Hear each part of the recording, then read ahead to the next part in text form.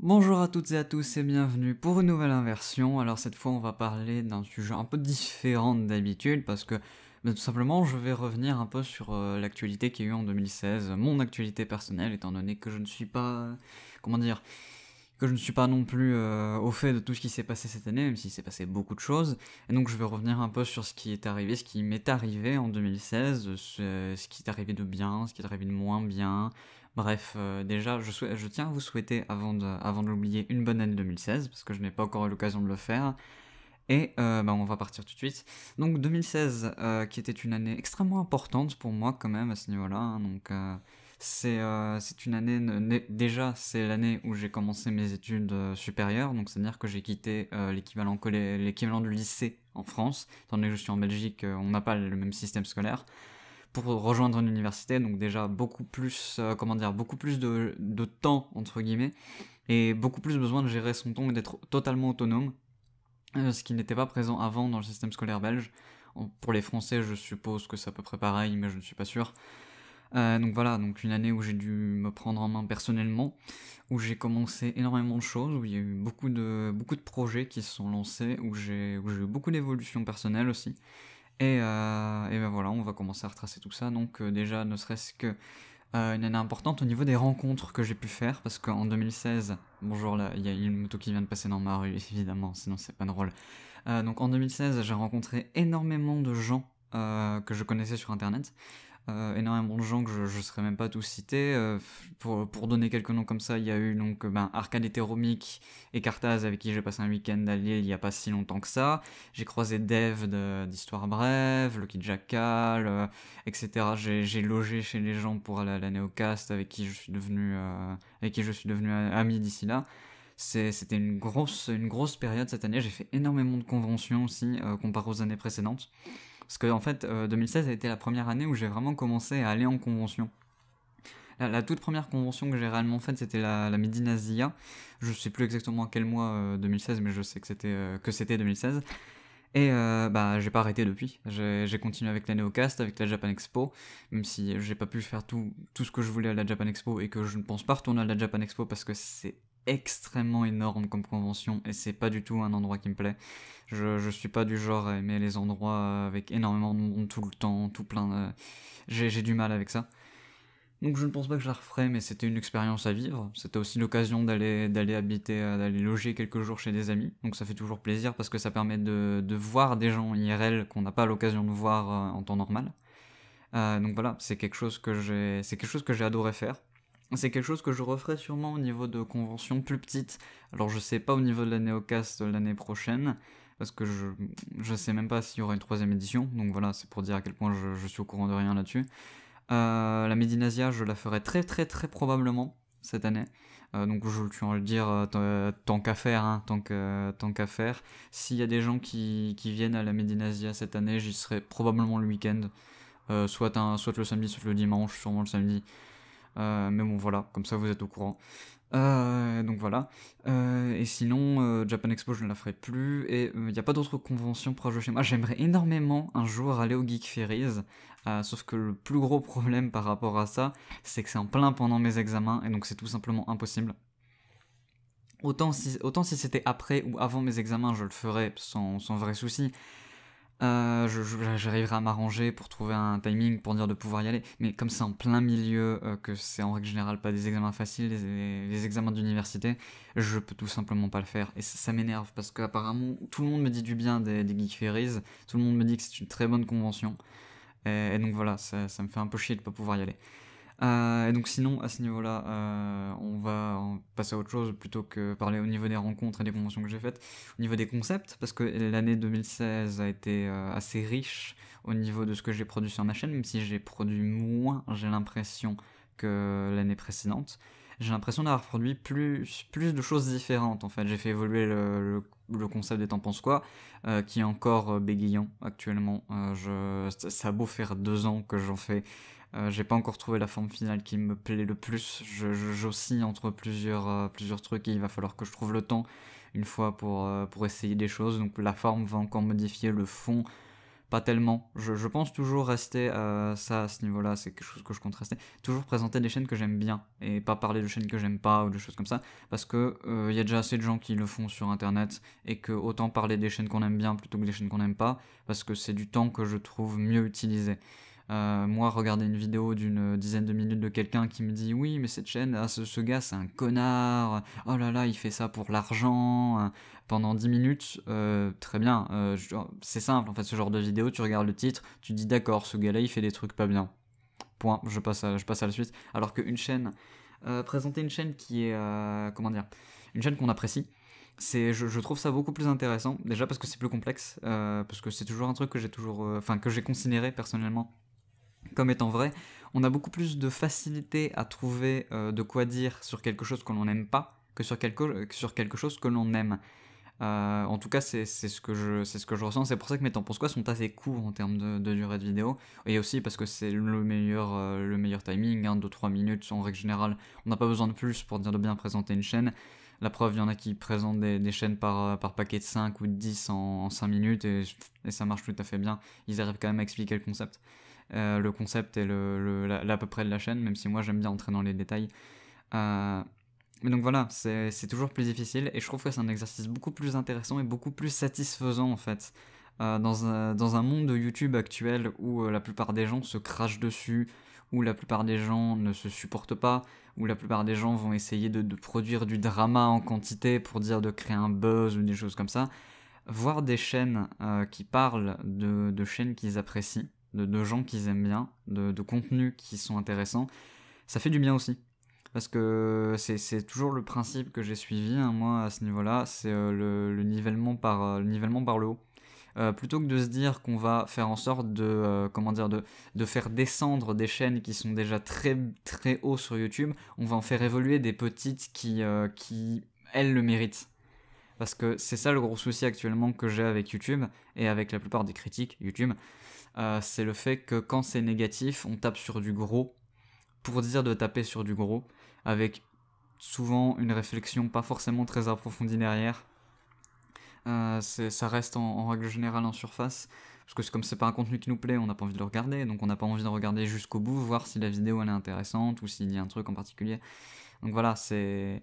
Et à ce niveau-là, penser qu'on peut littéralement détruire le haut de la pyramide, couper le haut de la pyramide pour dire de le faire et de le remettre plus bas pour dire de former au lieu d'une pyramide un rectangle ou je ne sais pas quoi, c'est pour moi quelque chose qui est tout simplement possible. Et y croire, c'est juste être naïf, parce que malheureusement, on va me dire que c'est moi qui suis naïf de penser que élever des gens, essayer d'élever des gens et d'élever du contenu à une hauteur plus haute qu'actuellement, parce qu'à ma modeste portée, je ne peux pas faire grand-chose. C'est aussi naïf, c'est beaucoup plus naïf parce que moi j'ai 1000 abonnés, je fais du 300 vues grand max par vidéo, alors que t'en as ils sont des 200 000, 300 000, 400 000 abonnés, ils tapent quasi le million de vues quand ils parlent de chaînes qu'ils aiment pas. Et après ils disent oui, ça fait réagir, etc. Ça fait que les gens modifient. Les gens vont pas modifier. Les gens modifient pour suivre la tendance. Après c'est tout. Ils vont recommencer leur truc. Ils vont pas modifier leur façon de faire parce qu'un gars a gueulé et que ça a fait des vues. Ça ne marchera pas comme ça. Alors que si plusieurs personnes parlent de chaînes qu'ils apprécient, le font bien et arrivent à rendre ça intéressant, tout en faisant en sorte que les gens au final aillent voir ces chaînes-là. Eh ben, en fait, tout, malheureusement, on arrive à un stade actuellement où YouTube est, surabondé de contenu. Et donc, les gens n'ont plus le temps de voir toutes les vidéos. Ça, c'est un fait. C'est un fait absolu. On peut pas nier ça. Et donc, justement, au lieu de faire en sorte que les gens, au lieu de regarder, par exemple, ils ont le temps de regarder une vidéo de 10 minutes. Au lieu de regarder une vidéo de 10 minutes d'un gars qui fait des choses parce qu'il veut de l'argent, parce qu'il, oh là là, il fait ça mal, oh, il dégrade des gens, faites en sorte que les gens regardent une vidéo de 10 minutes de quelqu'un qui parle d'un sujet intéressant, qui explique bien, qui source bien, qui fait une bonne vulgarisation par exemple, ou je sais pas, qui est quelqu'un qui est extrêmement drôle et qui a un humour extrêmement fin. Il y a tellement de méthodes, tellement de chaînes à découvrir. À ce niveau-là, c'est une source inépuisable. Donc pour moi, c'est beaucoup plus utile de faire ça, donc de parler d'une chaîne qu'on aime bien, que de parler d'une chaîne qu'on n'aime pas. Je me rends compte que je me suis totalement perdu dans une parenthèse. C'est juste magnifique. Là, je viens de passer quoi, facilement 3-4 minutes à juste parler d'un concept, alors que c'est pas du tout le but. Donc oui, pour revenir à ça, donc les temps pour quoi, au niveau de la forme et au niveau du fond, risque de changer, surtout au niveau de la forme, pas énormément au niveau du fond, parce que le fond ne va pas changer, excepté que je vais peut-être arrêter de me donner des limites et tout simplement de parler de n'importe quelle chaîne que j'aime bien, même si la chaîne a 100 000, 200 000 abonnés, même si la chaîne est connue par beaucoup de gens. Je vais juste faire mes vidéos dans mon coin pour dire que si quelques personnes connaissent pas, ça peut toujours servir, ça peut toujours plaire. Et donc voilà, à ce niveau-là. Sinon, au niveau des inversions, les inversions qui sont apparues et que je suis occupé de tourner actuellement, qui me plaît énormément comme concept. J'ai beaucoup de sujets, mais il faut que je trouve en fait l'envie. C'est la première impulsion qui me manque à chaque fois pour dire de tourner un épisode.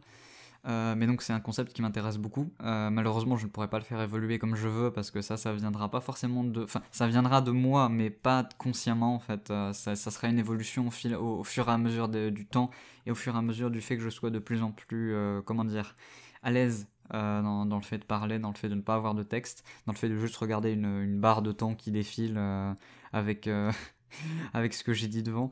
Et donc voilà, ça malheureusement, ça évoluera très probablement, pas tant au niveau de la forme qu'au niveau du fond cette fois-ci, mais ça évoluera pas de mon plein gré, ça suivra son cours. À ce niveau-là, je ne peux pas promettre quoi que ce soit, jusqu'en 2017 il y en aura encore, parce qu'on est actuellement déjà en 2017 et qu'il y en a, donc voilà. Mais donc à ce niveau-là, ça c'est au niveau des deux concepts principaux. Au niveau des autres concepts, j'en ai lancé quelques-uns cette année, enfin là, en 2016. J'en ai lancé quelques-uns que je ne pense pas continuer actuellement. Peut-être qu'il y aura des épisodes qui vont sortir de temps en temps, mais actuellement je ne me sens pas l'envie en fait de reprendre des vieux concepts, ou alors il faudrait totalement que je les refasse. Et ça me prendrait du temps, et le temps actuellement j'en manque un peu. Je vais pas vous mentir qu'actuellement, avec les examens qui approchent et qui commencent la semaine prochaine pour moi, j'en manque un peu. C'est pour ça que vous n'aurez sûrement pas de vidéo. Enfin, vous en aurez peut-être si j'ai le temps d'en tourner, mais vous ne vous attendez pas non plus à avoir des vidéos toutes les semaines comme je l'avais prévu de base, parce que c'est une période qui va être difficile jusqu'à la fin du mois de janvier à peu près. Et donc voilà, c'est quelque chose qu'il faut prévoir, c'est quelque chose que je dis. Euh, et donc voilà, à ce niveau-là, les concepts que j'ai arrêtés, comme les dépopularisons, les petites histoires que je pensais j'ai essayé pour le LOL, ça ne m'a pas plu, tout simplement, ça ne m'a pas plu. Je les ai arrêtés, les dépopularisons, parce que je n'ai plus l'inspiration à ce niveau-là, j'ai plus non plus l'envie en ce moment de retourner sur ce concept-là, même si j'aimais beaucoup ce concept, même s'il y a eu que 2 épisodes, mais je trouvais ça intéressant. Mais le problème, c'est que en fait, ça me force à me bloquer dans comment dire, dans un type d'écriture, dans un type de contenu, et j'ai pas envie. Ça, j'ai pas envie. C'est pour ça que j'ai lancé les inversions. C'est pour parler de ce que je veux. Là, je parle beaucoup de YouTube en ce moment parce que j'ai beaucoup de sujets en lien avec YouTube et que j'en ai envie. Mais je prévois normalement le prochain épisode qui sera peut-être sur du jeu de rôle ou des choses comme ça où je vais expliquer un peu des choses personnelles, tout simplement, mon approche par rapport à certains médias, à certains jeux, à certains types de contenus. Et voilà, c'est pour ça que j'aime beaucoup les inversions, c'est pour ça que ça s'appelle inversion, parce que ça permet de faire le contraire de ce que je fais d'habitude, de parler de tout et n'importe quoi en fait. Et donc voilà, c'est pour ça que j'aime beaucoup ce concept, c'est pour ça que ce concept va très semblablement continuer en 2017. Je sais pas s'il va continuer en 2018 parce que je ne sais pas de quoi l'avenir sera fait. Peut-être que d'ici quelques mois, ma chaîne, j'arrêterai de faire des vidéos parce que j'aurai plus envie, parce que j'aurai plus de sujet ou quoi que ce soit. Mais voilà, je pense que. Je pense pas que c'est un concept que j'arrêterai de sitôt. Sinon, oui, il y a une évolution. J'ai une grosse évolution en règle générale au niveau du contenu, au niveau de ma façon de voir le contenu aussi. Mais il y a une évolution globale aussi au niveau de YouTube, et donc ça il faut suivre, hein. Bon, apparemment, soit j'étais trop précurseur, soit j'étais pas dans le mood, ou soit j'étais pas assez, comment dire, putaclic pour dire de monter avec la vague des youtubeurs critiques, mais bon, ça me dérange pas plus que ça. Parce que je n'ai pas vraiment envie d'être associé à eux, hein, je vais pas vous mentir. C'est pas des gens que j'apprécie particulièrement, c'est pas des gens sur qui je vais cracher gratuitement, parce que, oh là là, c'est méchant ce qu'ils font. Pour moi, ils font pas ce qu'ils... Ils font pas... En fait, ils font du contenu par rapport à YouTube, sans vraiment se demander ce qu'il faudrait sur YouTube. Il parle de chaîne YouTube, il parle de drama, il parle d'actualité sur YouTube, il parle de concepts sur YouTube, mais il se pose pas la question de derrière, de ce qu'il y a en fait, de pourquoi ça évolue, pourquoi il y a ça, et surtout de pourquoi en fait il y a un intérêt à en parler. Moi, si je fais mes T'en penses quoi, c'est parce que j'ai envie de faire en sorte que des chaînes évoluent, que des chaînes avancent, que des petites chaînes ou moyennes chaînes aient des fois plus confiance en eux, parce qu'il y a aussi beaucoup de chaînes YouTube qui débutent et qui ne croient pas en elles-mêmes en fait, et des fois il suffit d'une impulsion de quelqu'un d'autre pour dire de les faire vraiment, vraiment avancer. Et voilà, moi, en fait, je sais ce que j'ai envie de faire avec YouTube. J'ai une rigueur à ce niveau-là, je m'y tiendrai, j'ai une éthique, j'ai envie de dire, même si c'est pas vraiment le terme que je devrais employer, mais bon, vous me comprenez. Donc voilà, j'ai une éthique, j'ai une rigueur, et donc c'est pour ça que je risque peut-être de faire des vidéos avec des titres un jour putaclic ou quelque chose comme ça, mais à chaque fois, je n'arrive plus à parler, c'est magnifique, à chaque fois que je le ferai, il y aura toujours quelque chose derrière. Je ne ferai jamais une vidéo, par exemple, sur le Raptor dissident et le clash Raptor dissident Mathieu Sommet ou quelque chose comme ça, juste pour dire, ah bah en fait, je vais résumer l'affaire et donner mon point de vue. Non, je vais toujours essayer de voir ce qu'il y a derrière. Par exemple, le fait que peut-être Mathieu Sommet, étant donné que c'est un, j'invente un truc au hasard. Étant donné que c'est un assez vieux, en fait, le Raptor pourrait théoriquement, il pourrait être vu comme un jeune un peu encore naïf, entre guillemets, au niveau de ce qu'il peut faire. Et donc, justement, le fait que des youtubeurs à la fois plus hauts, entre guillemets, que lui, et plus anciens, le remettent en question, ça va peut-être lui donner justement l'envie, au contraire comme il a fait, de contre-attaquer, pour des fois dire n'importe quoi, ou je pars dans une pseudo-analyse, mais en fait, il y a tellement d'analyses possibles d'un seul conflit, il y a tellement de possibilités que juste dire ah bah en fait il s'est passé ça, et voilà mon avis sur l'affaire. Voilà pour moi qui a raison, qui a tort, ou quelque chose comme ça. Pour moi, c'est juste pas intéressant de faire ça.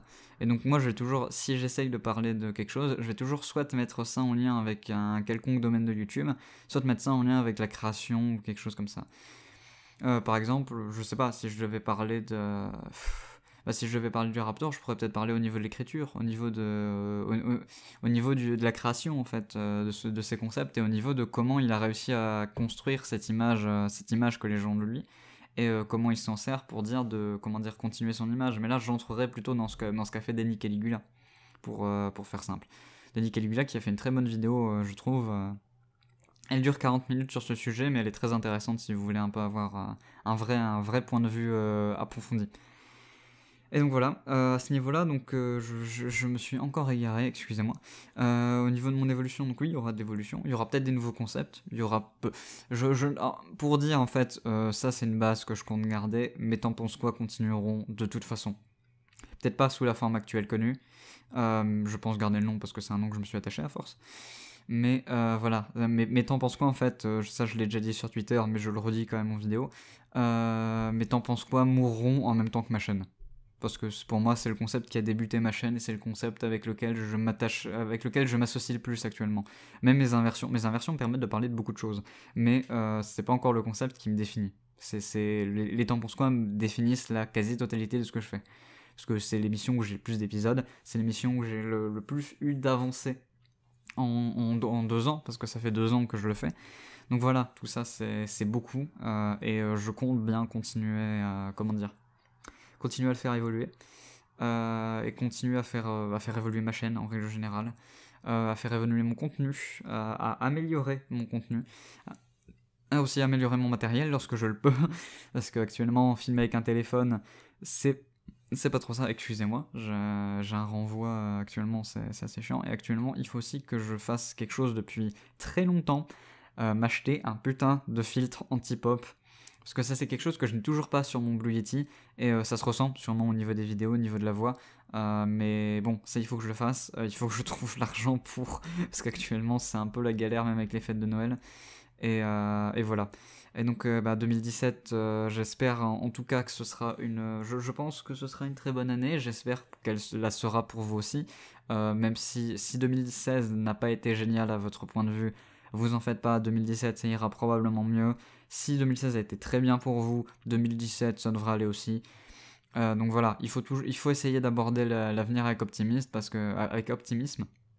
Parce que malheureusement, il y a déjà suffisamment de gens et les médias qui essayent de nous dire que au final, le monde est pas si bien que ça, alors que quand même on vit dans une époque où on a beaucoup de chance et on s'en rend pas forcément compte parce que tout simplement on est tellement biaisé, qu'on pense tellement uniquement à notre point de vue qu'on n'arrive pas à voir le monde extérieur. Je me rends compte qu'on a déjà dépassé la vingtaine de minutes. Je pense que je vais m'arrêter là, parce que je n'ai actuellement plus grand chose d'autre à dire. Et donc je vous souhaite une bonne année, un bon retour en cours pour certains, je pense, parce que je pense qu'en France les cours ont déjà repris. À bientôt pour une prochaine vidéo. Allez, à plus.